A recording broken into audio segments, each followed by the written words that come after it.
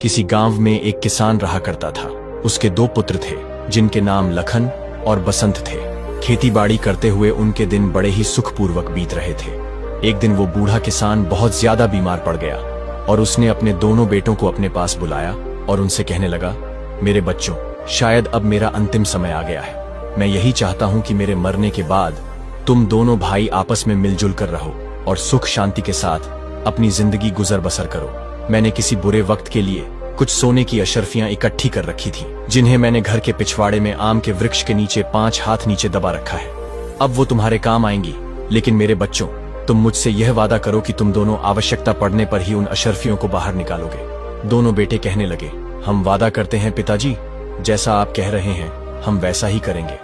इतना सुनते ही बूढ़े किसान ने अपने प्राण त्याग दिए। दोनों बेटों ने अपने पिताजी का अंतिम संस्कार कर दिया। पिता की मृत्यु से छोटा भाई लखन तो बहुत दुखी था, लेकिन बड़े भाई बसंत को अपने पिताजी के मरने का जरा भी दुख नहीं था। उसकी आंखों के सामने तो सिर्फ सोने की अशर्फियां ही घूम रही थीं। रात को बसंत को नींद भी नहीं आ रही थी। वो बार बार करवट बदल रहा था। आधी रात के बाद सुबह होने से पहले ही वो उठकर बैठ गया और सोचने लगा कि लखन के जागने से पहले ही मुझे अपना काम पूरा कर लेना चाहिए, वरना फिर कभी ऐसा मौका नहीं मिलेगा। यह सोचकर उसने अपनी कुदाल उठाई और घर के पिछवाड़े उस पेड़ के नीचे जा पहुंचा जहां पर अशर्फियां दबी हुई थी। उसने वहां खोदना शुरू किया और थोड़ी ही देर में उसने जमीन को खोदकर वहां से अशर्फियां बाहर निकाल ली। अशर्फियों को देखकर वो बहुत खुश हुआ।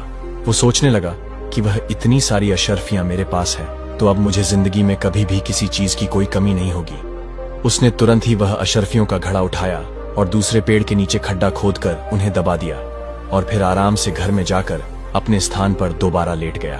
जब सुबह हुई तो छोटा भाई लखन अपने बड़े भाई बसंत को जोर जोर से आवाज लगाकर उठा रहा था, भैया भैया जल्दी उठो, गजब हो गया भैया, घर के पिछवाड़े में आम के पेड़ के नीचे की जमीन खुदी पड़ी है और वहां से सारी अशर्फियां भी गायब है।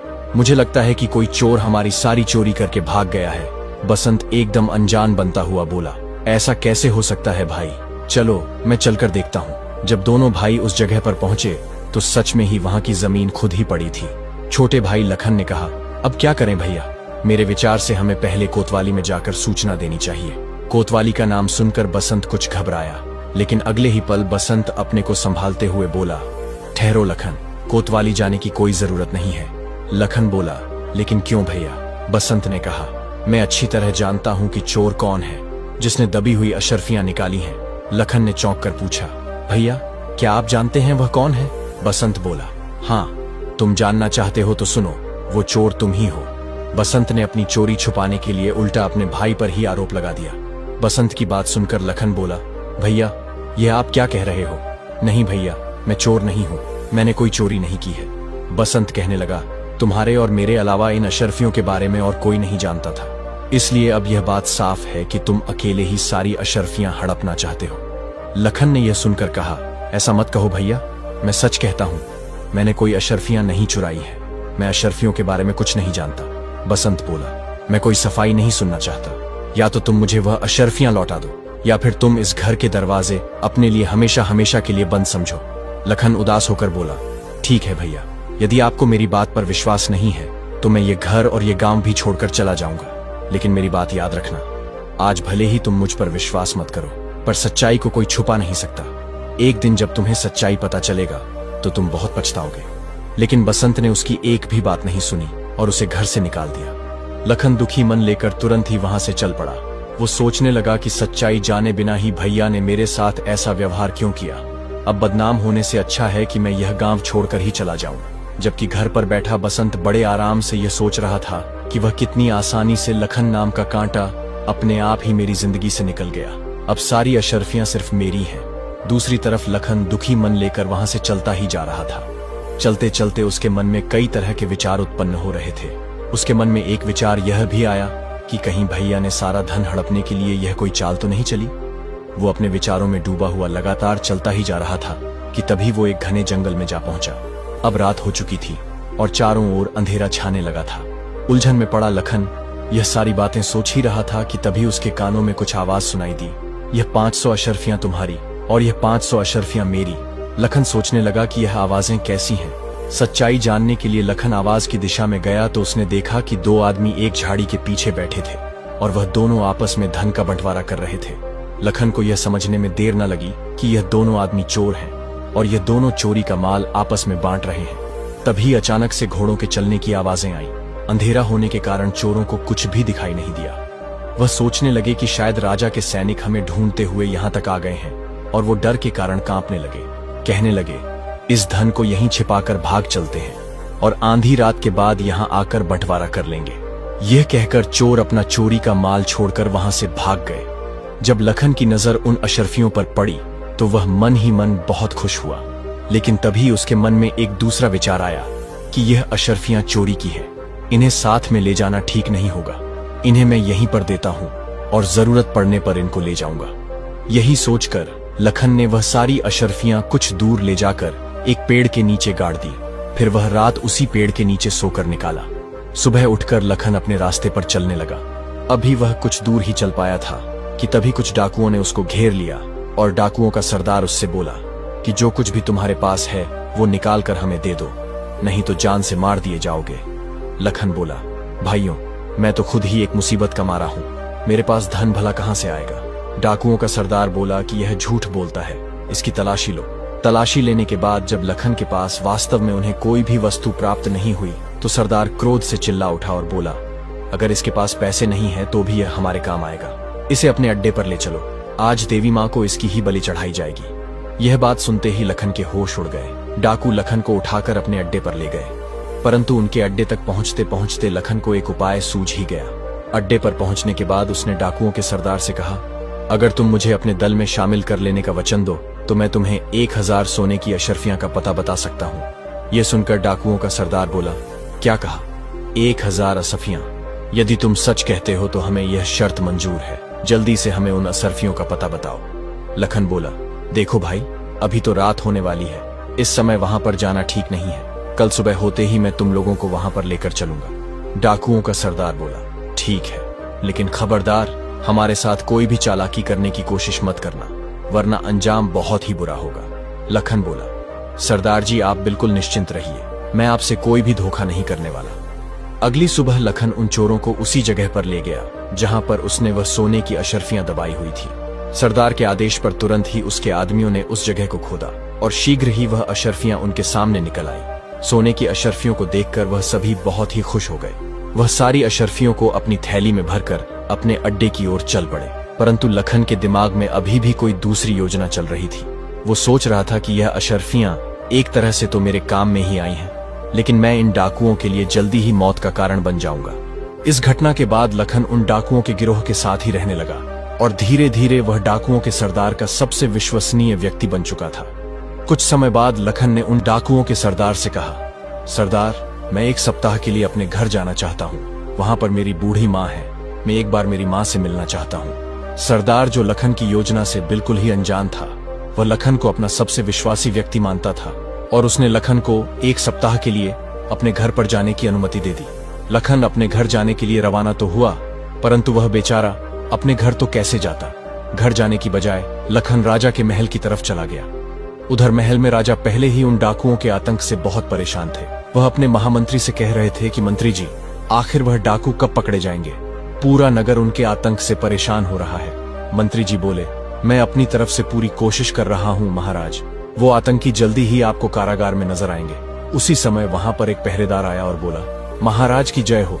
महाराज, एक व्यक्ति आपसे डाकुओं के संबंध में मिलना चाहता है। महाराज बोले, ऐसा आदमी कौन है जो डाकुओं के बारे में बात करेगा? उसे तुरंत यहाँ पर लेकर आओ। कुछ समय बाद ही वह पहरेदार लखन को राजा के सामने लेकर आया। लखन बोला, महाराज को मेरा प्रणाम। महाराज, मेरा नाम लखन है। महाराज बोले, कहो नौजवान, तुम डाकुओं के बारे में क्या बात करना चाहते हो? लखन बोला, क्षमा करें महाराज, मैं इसके बारे में आपसे एकांत में बात करना चाहता हूँ। मंत्री ने कहा, अरे दुष्ट, क्या तुम जानते नहीं, यहाँ राजा के सम्मानित और विश्वास पात्र व्यक्ति मौजूद हैं। जो तुम कहना चाहते हो वह सबके सामने ही कहो। राजा बोला, ठहरिए मंत्री जी, यदि यह हमसे एकांत में बात करना चाहता है तो हम इससे एकांत में ही बात करेंगे, आप लोग जाइए। उसके बाद लखन ने राजा को अकेले में पूरा किस्सा कह सुनाया। महाराज, इस तरह मैं उन डाकुओं के सरदार का विश्वास पात्र आदमी बन चुका हूँ। और अब मैंने उसे अपने जाल में फंसा लिया है। अब बस उसे और उसके साथियों को पकड़ने के लिए मुझे आपकी सहायता की आवश्यकता है। यह सुनकर राजा बोला, बहुत खूब लखन, तुम्हारी चतुराई और साहस से मैं बहुत ही प्रसन्न हूँ। उन भयानक डाकुओं को पकड़ने के लिए जो भी सहयोग चाहिए मैं करने को तैयार हूँ। कहो क्या करना होगा। लखन बोला, महाराज, परसों रात को आप कम से कम अपने 100 सैनिकों को मेरे साथ भेज दें। मैं सभी को उन डाकुओं के अड्डे पर ले जाऊंगा, जहां पर वह सैनिक उन डाकुओं पर आक्रमण कर देंगे और उन डाकुओं के गिरोह को गिरफ्तार कर लिया जाएगा। राजा बोला, बिल्कुल ठीक बेटा, तुम्हारी सलाह बिल्कुल उचित है।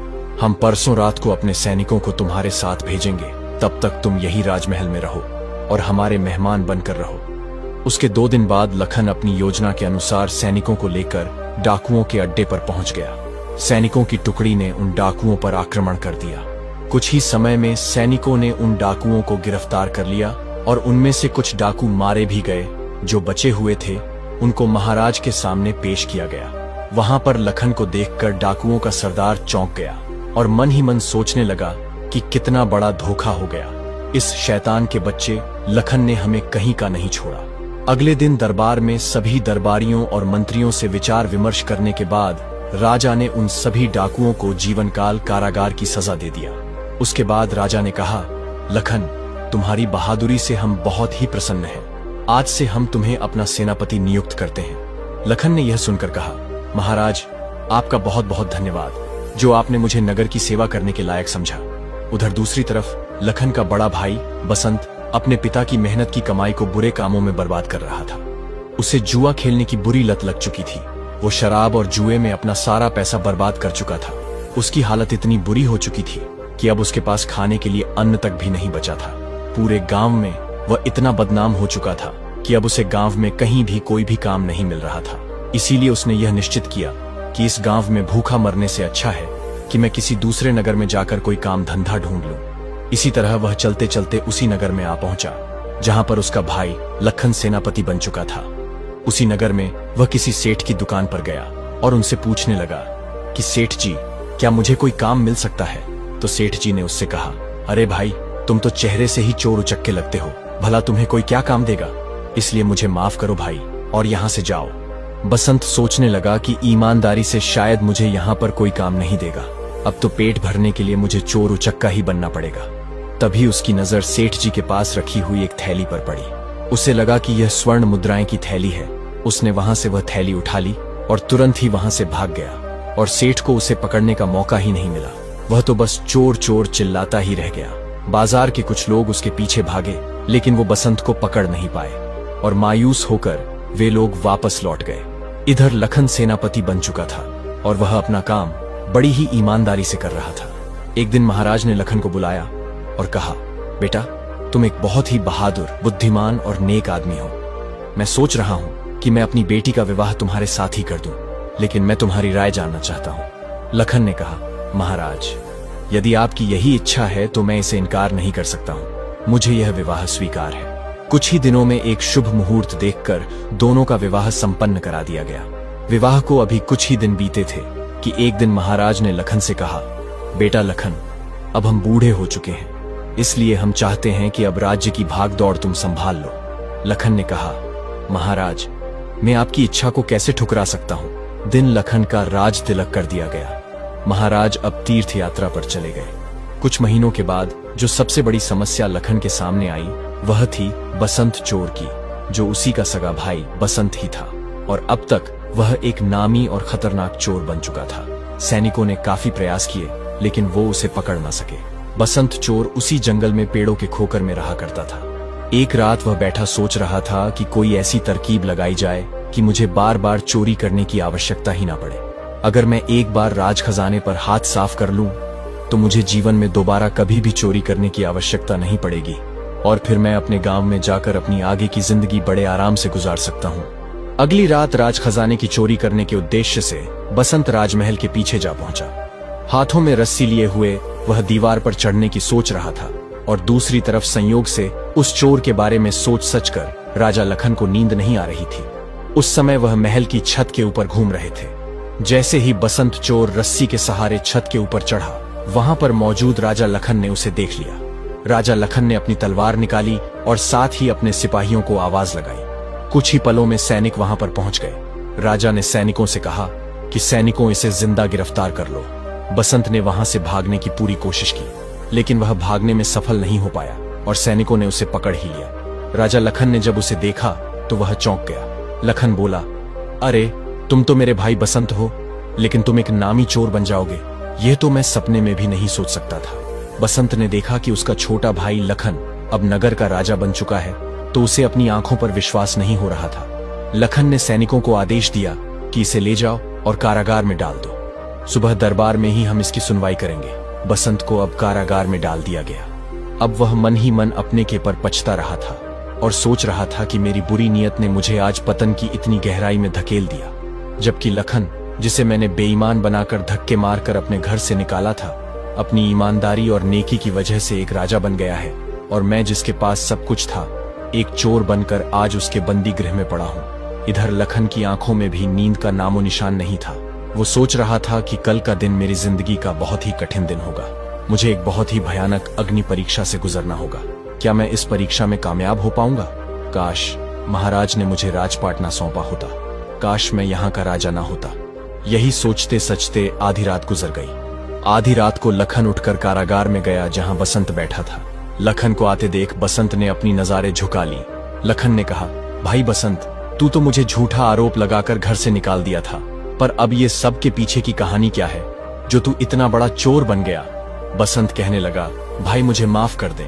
मैं एक ऐसा बेईमान आदमी हूँ जिसने अपनी बाप की पूंजी के लालच में आकर अपने ही भाई पर झूठा आरोप लगाया, और इसी कारण से मेरा आज यह हाल हो गया। बसंत की बात सुनकर लखन भी अब पूरी तरह से समझ गया था कि भैया ने खुद ही अशरफियों को निकाला था और झूठा इल्जाम लगाया था। लखन ने कहा, तू एक चोर है और मैं हूं यहाँ का राजा, तुझे दंड देना मेरा धर्म है। इतना कहकर लखन अपने कक्ष की ओर चल गया। अगले दिन दरबार में बसंत चोर को पेश किया गया।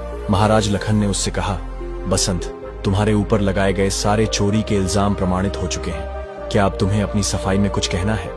बसंत बोला, महाराज, मैं बस इतना ही कहना चाहता हूँ कि मुझ जैसे शैतान को आप इतनी कठोर से कठोर सजा दें, भविष्य में चाहकर भी कोई मेरे जैसा काम ना कर सके। लखन ने कहा, ठीक है, हम तुम्हें ऐसी ही सजा देंगे। लखन ने सैनिकों को आदेश दिया कि सैनिकों, इस चोर को ले जाओ और इसका एक हाथ और एक पैर काटकर इसे नगर की सीमा से बाहर निकाल दिया जाए। लखन का यह न्याय देखकर उसकी प्रजा और उसके मंत्री सब उसकी जय जयकार करने लगे। तुरंत ही राजा की आज्ञा का पालन किया गया। सैनिक बसंत को लेकर नदी के पास गए।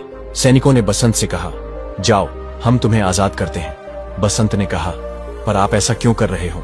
आपके महाराज ने जो आदेश दिया है, आप वो क्यों नहीं कर रहे हो? सैनिकों ने कहा, राजा ने जो आदेश दिया है, हम वो ही कर रहे हैं। इतना कहकर सैनिक बसंत को छोड़कर चले गए।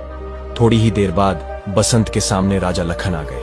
लखन को देखकर बसंत बोला, महाराज, आपने सैनिकों को मेरा एक हाथ और एक पैर काटने का आदेश दिया था, जो मुझे मिलना भी चाहिए था, पर आपके सैनिक मुझे बिना कुछ हानि पहुंचाए ही छोड़कर क्यों चले गए, जबकि तुमने सारी प्रजा के सामने मेरा एक हाथ और एक पैर काटने का दंड सुनाया था।